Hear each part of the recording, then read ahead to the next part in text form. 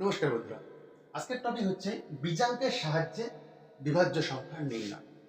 এই টপিকটা শেখার আগে জানার আগে সর্বপ্রথম জানা দরকার এইটা আমরা কোথায় প্রয়োগ করবো, এটা আমাদের কি কাজে লাগবে সেটা আগে জানা দরকার।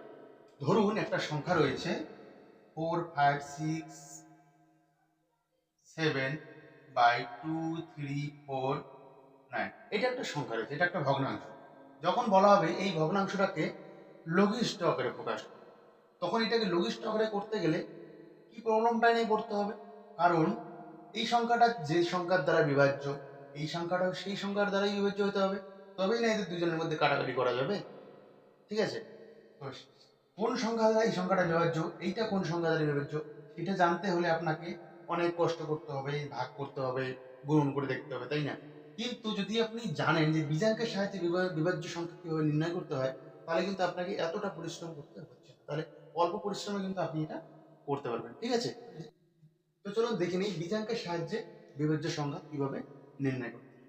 তো সর্বপ্রথম আপনাকে জানতে হবে যে এক তো জানাই আছে সবারই যে এক যে কোনো অঙ্ক এক দ্বারা বিভাজ্য হয়ে যায়।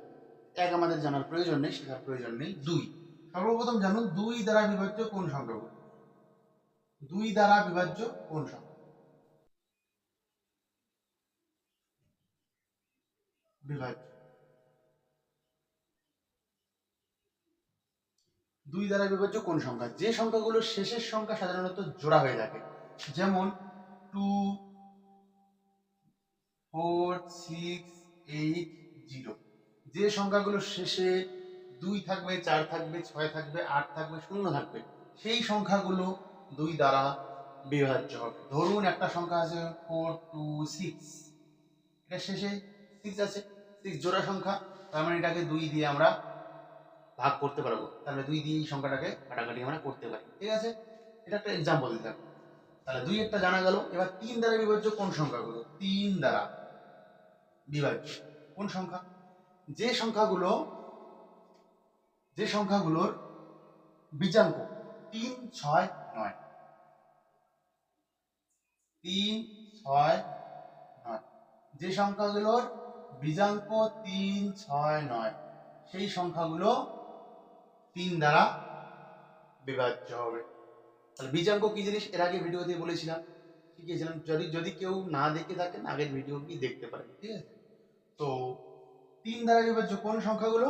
3 দ্বারা বিভাজ্য হচ্ছে যে সংখ্যাগুলোর বীজাঙ্ক 3, 6, 9। ধরুন আমি একটা সংখ্যা এক্সাম্পল দিয়ে বলছি 3, 6, 7। এটার বীজাঙ্ক নির্ণয় করবো। 3, 6, 9, 9 7 হচ্ছে 16। এর বীজাঙ্ক কত হচ্ছে? 7।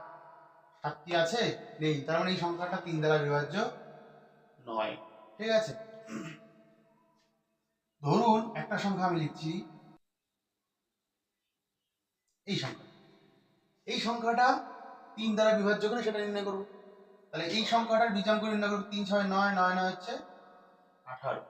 তাহলে 18 মানে এর বীজাঙ্ক কত হচ্ছে? 9। 9 আসলো, তার মানে এই সংখ্যাটা 3 দ্বারা বিভাজ্য হবে। কারণ আমরা কাটাকাটি যদি 3 দিয়ে করি, কত হচ্ছে?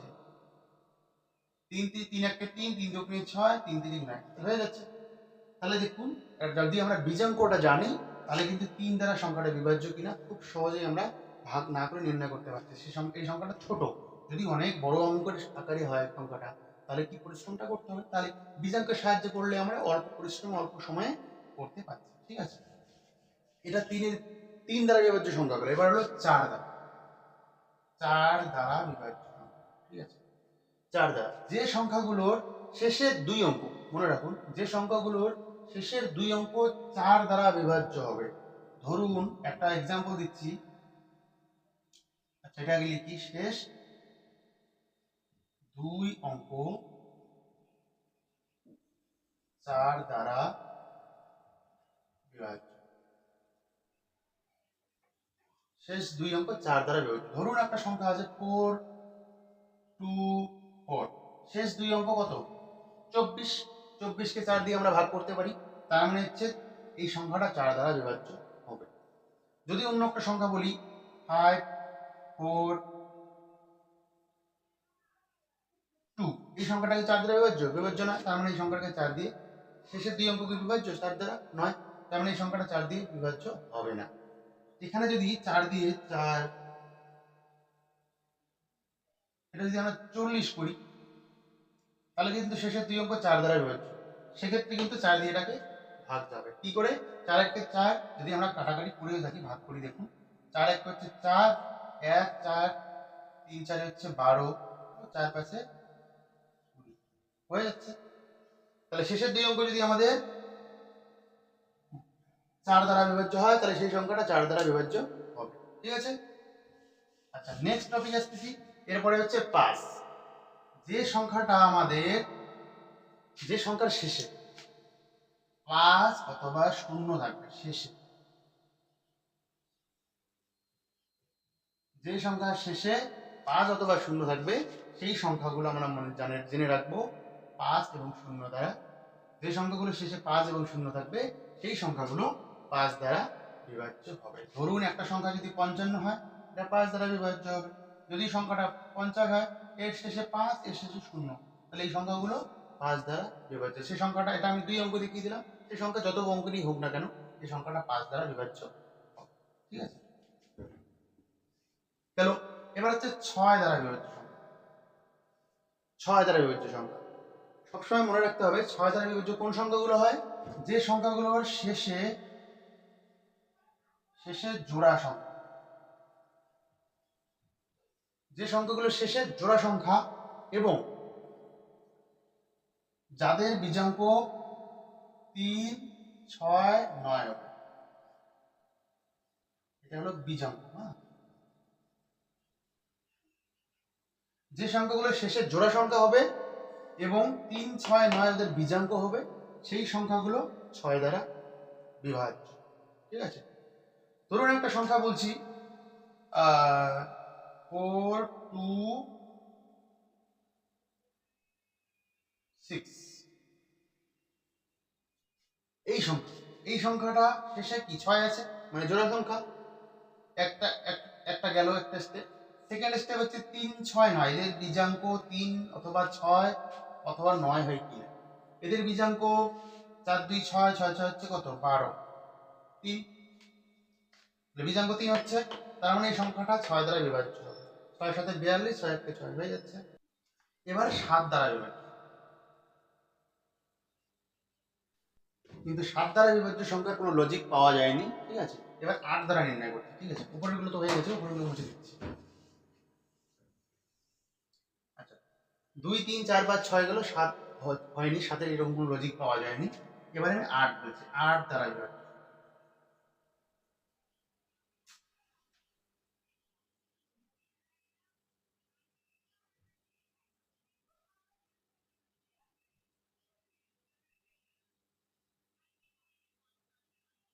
8 দ্বারা বিভাজ্য। 8 দ্বারা বিভাজ্য সবসময় মনে রাখতে হবে, যে সংখ্যাগুলো, যেমন 4 অঙ্কের ক্ষেত্রে শেষ 2 অঙ্ক 4 দ্বারা বিভাজ্য হতে হবে, 8 দ্বারার ক্ষেত্রে যে সংখ্যাগুলোর শেষ 3 অঙ্ক,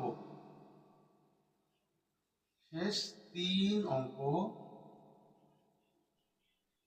8 দ্বারা বিভাজ্য।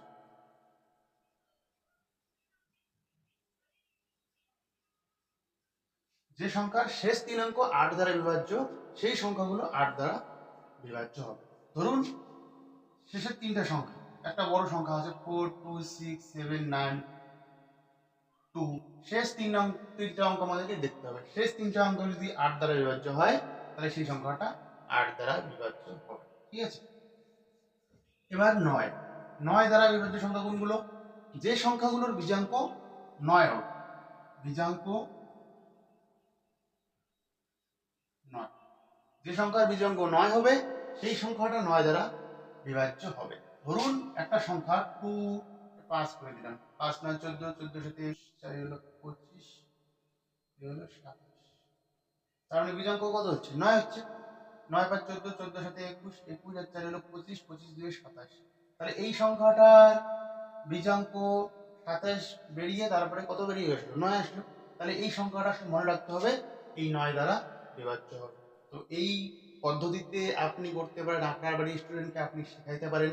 তাহলে এই যে লঘিষ্ঠ আকারের অঙ্কগুলো হয়ে থাকে বা বিভাজ্যের সংখ্যাগুলো অঙ্কগুলো যে হয়ে থাকে, সেগুলো খুব অল্প সময়ে খুব তাড়াতাড়ির মধ্যে করতে পারবে। কাটাকুটি যে করতে হয়, সেগুলো অল্প সময়ে খুব ইজি ভাবে করতে পারবে। ঠিক আছে? তো ভিডিওটা দেখার জন্য অসংখ্য ধন্যবাদ। পেজ থেকে দেখে থাকলে পেজটিকে ফলো করে রাখুন, ইউটিউব চ্যানেল থেকে দেখে থাকলে চ্যানেলটিকে সাবস্ক্রাইব করে রাখুন।